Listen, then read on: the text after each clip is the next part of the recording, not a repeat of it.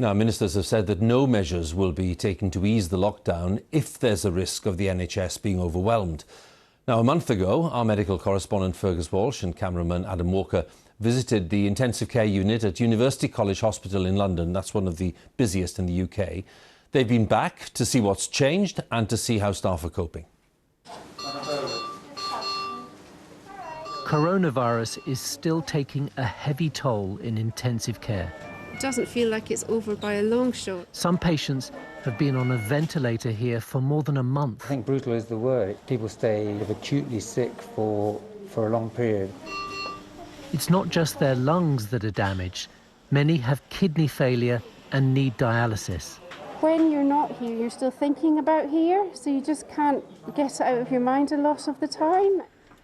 In the month since we were last here, Dr. Jim Down has not become any more optimistic. The disease continues to be a horrible disease, even by ITU standards. I don't think I'm feeling more positive. I think I am pretty shell-shocked by this disease, if I'm really honest. These patients don't get better quickly, so we've had a slow and difficult period of trying to help these patients recover.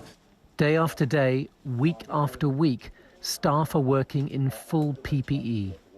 Although patient numbers are falling, matron Elaine Thorpe says the psychological impact on staff is rising. I'd say in the last week I've started to see the emotional trauma coming out in our nurses and doctors, and everybody really. And, me for one, I can't get this image out of my head. A group of patients all lying face down prone. They felt faceless. This is a sobering reminder of the devastating impact of coronavirus. Extreme caution will be needed when relaxing lockdown measures, or it could lead to a surge in infections, and that would mean many more patients coming into hospital. As COVID wards slowly empty, the dilemma is how and when to reintroduce services like outpatients appointments and planned surgery. Part of the problem is, no matter how ill they feel, many patients without coronavirus are hesitating to come in.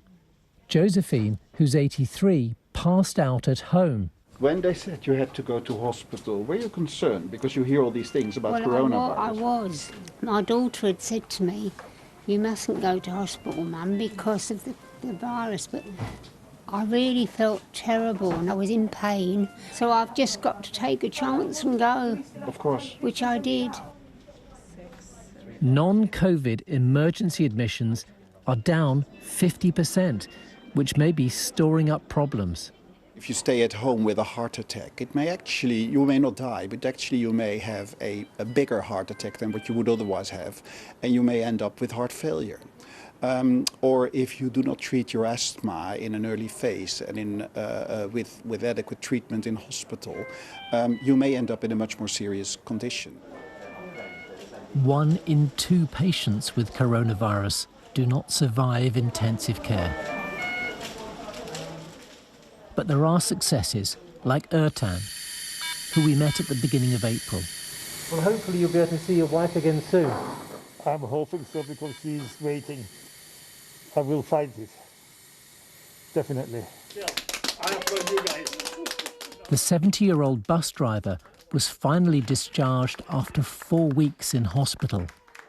His first follow-up appointment was done via video. I would have thought you're probably still feeling a bit weak. Well, I'm feeling quite good at the moment. Daytime, my life is like as if it's normal.